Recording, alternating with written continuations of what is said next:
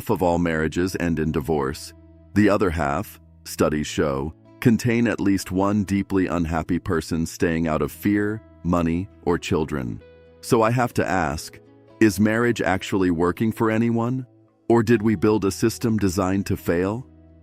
Today, we are going to have the most honest conversation about love and commitment that you have ever heard. Stay with me. Welcome back to No Filter. I am Adam. Today's topic is one that literally every single person alive has an opinion on: marriage. Is it still relevant in 2026? Does it make people happy or trap them? Is modern love even possible? My guest is Dr. Maya Reyes, relationship psychologist, researcher, and someone who has spent 12 years studying why relationships succeed and fail. Dr. Maya, welcome back to No Filter. Thank you for having me back. And I love that you opened with that statistic because most people react to it emotionally. They either defend marriage or attack it. What I want to do today is look at it honestly, because the data tells a story that is more complicated and more interesting than either side admits. Maya, I am going to start with the most controversial question immediately. Is marriage as an institution actually broken in 2026? Not broken, but under enormous strain it was never designed to handle. Marriage as an institution has existed for thousands of years across every human culture. But the version of marriage we practice today, romantic love marriage where one person is expected to be your everything, that is extremely new. About 200 years old. And we are still figuring out if it actually works for most people. So you are saying the institution is not broken, but the expectations we bring to it are broken.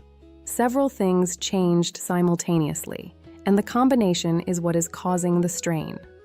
First, life expectancy doubled.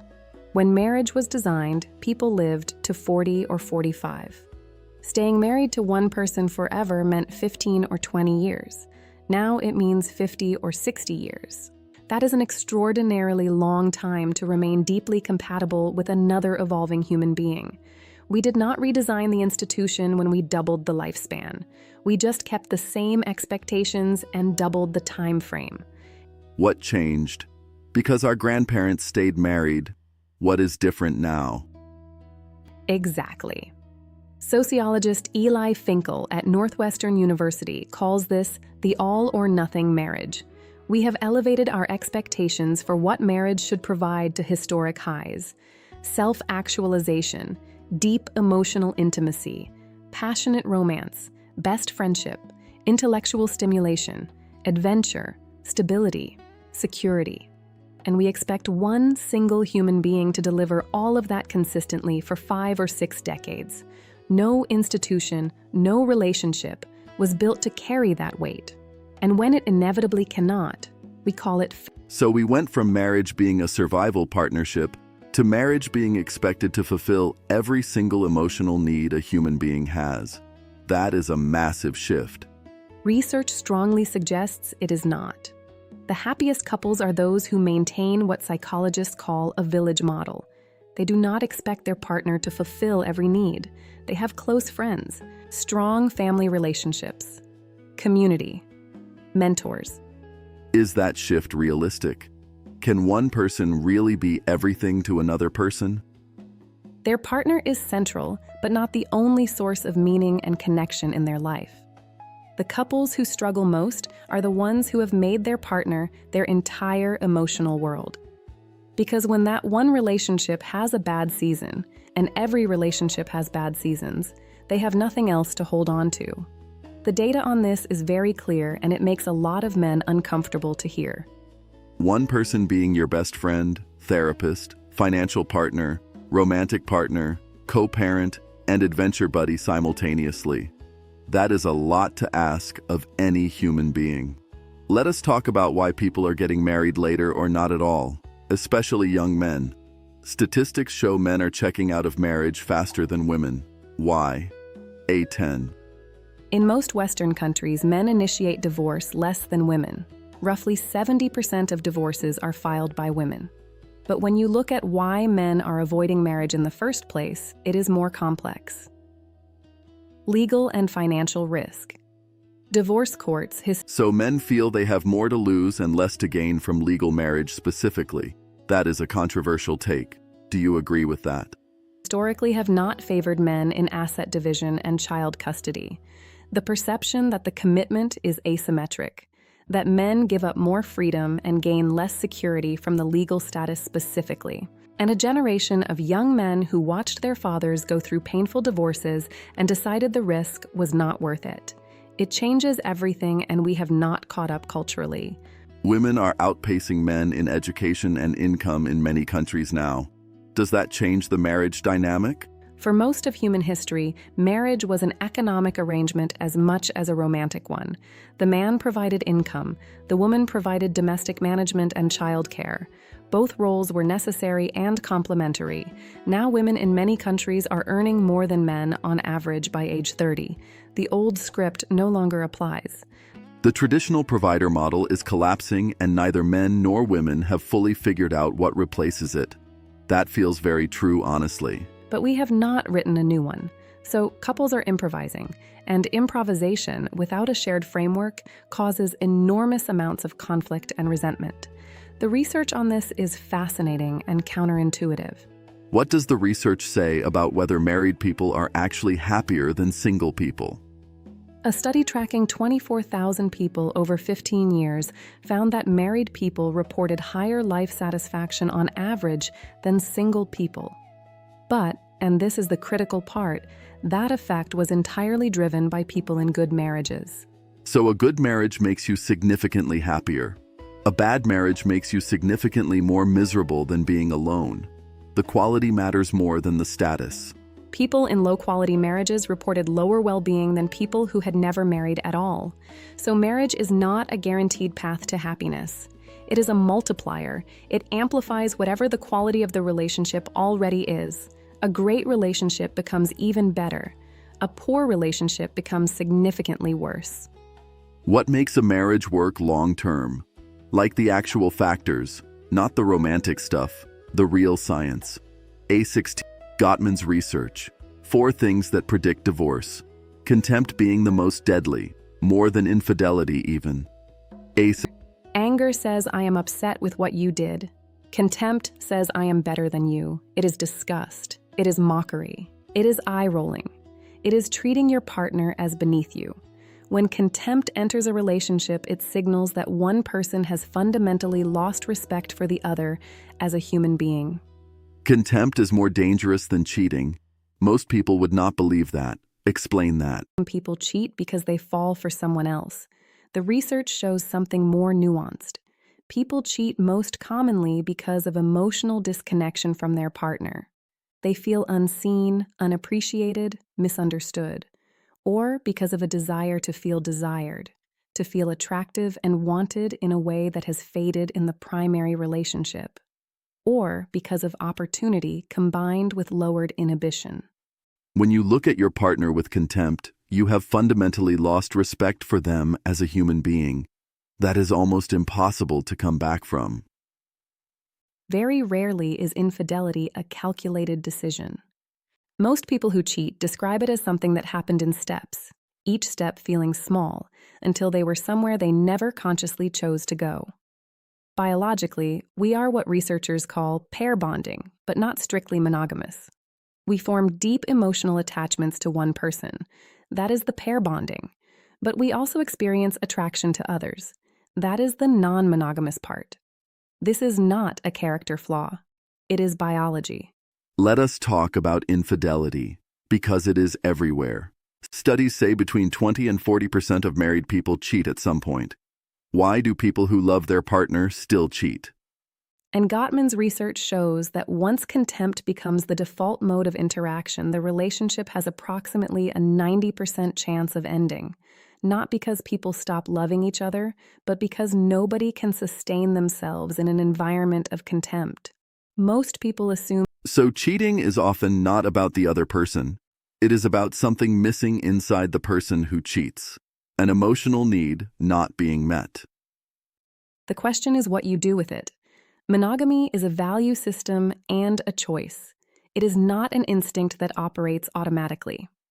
Couples who understand this, who know that attraction to others is normal and not a threat to their relationship, handle it much more maturely than couples who expect the attraction to simply stop after marriage. Is monogamy actually natural for human beings? Because evolutionary biologists say we are not naturally monogamous. I actually think the rising divorce rate contains both bad news and good news. The bad news: we are clearly not preparing people well enough for the realities of long-term commitment. We romanticize the beginning and do almost nothing to prepare people for the middle and the end.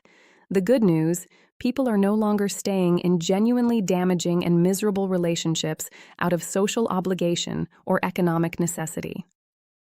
So we are not naturally monogamous, but we are capable of choosing monogamy. It is a commitment, not an instinct. That reframes everything. My grandmother stayed in an unhappy marriage for 45 years because she had no financial independence, and divorce was socially catastrophic. That is not strength. That is a trap. A higher divorce rate can mean people have more agency over their own lives.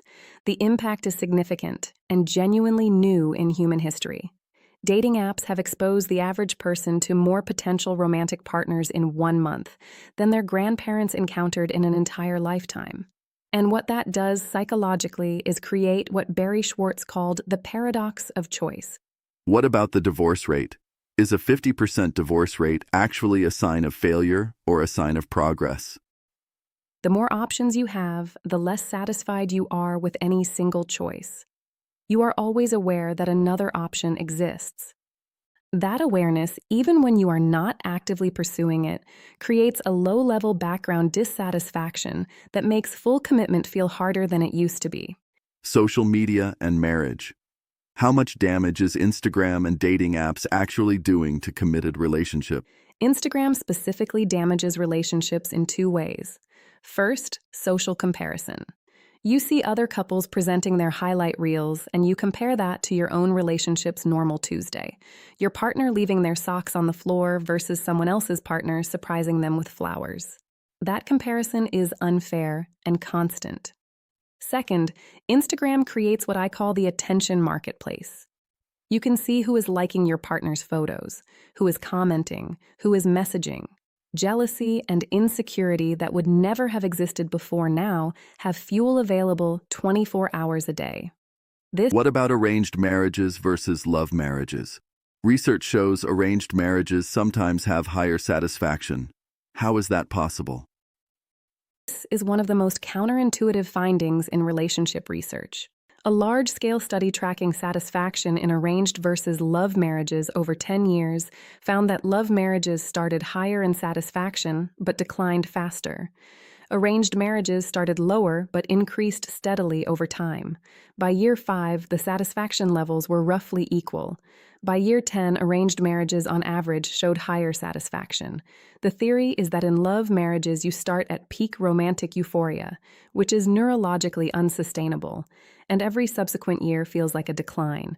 In arranged marriages, you start with a realistic baseline and build.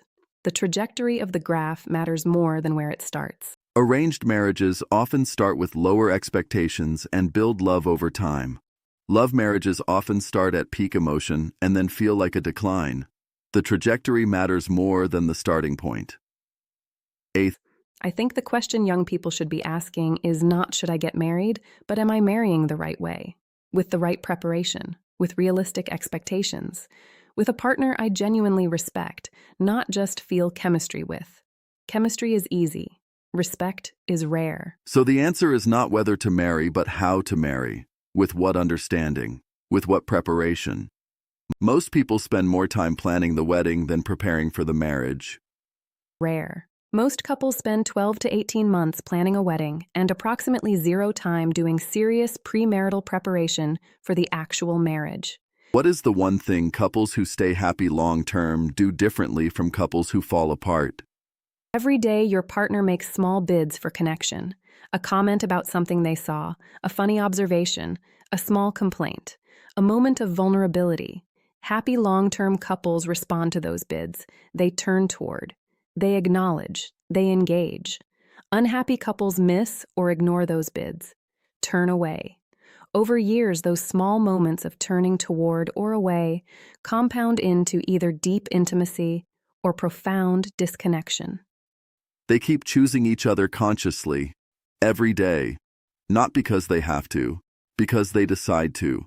That active choosing is everything. It is not grand romantic gestures that sustain a marriage. It is 10,000 small moments of choosing to pay attention. Last question. Are you married, Dr. Maya? I am. 11 years. And I will be honest, it has not always been easy. There were years where we were more business partners raising children than romantic partners. Years where we were not our best selves with each other. What kept us together was not love in the romantic movie sense. It was respect. A genuine belief that this person is worth the work. And a conscious decision, made not once on a wedding day, but remade regularly, to keep choosing each other. That decision does not always feel natural. Some days it feels like work. But I think that is what real commitment actually looks like beneath all the romance we sell people. Everyone go follow Dr. Maya Reyes right now. This was one of the realest conversations we have ever had on this show. If this hit you, and I know it hit someone, send it to one person. I am Adam. This is No Filter.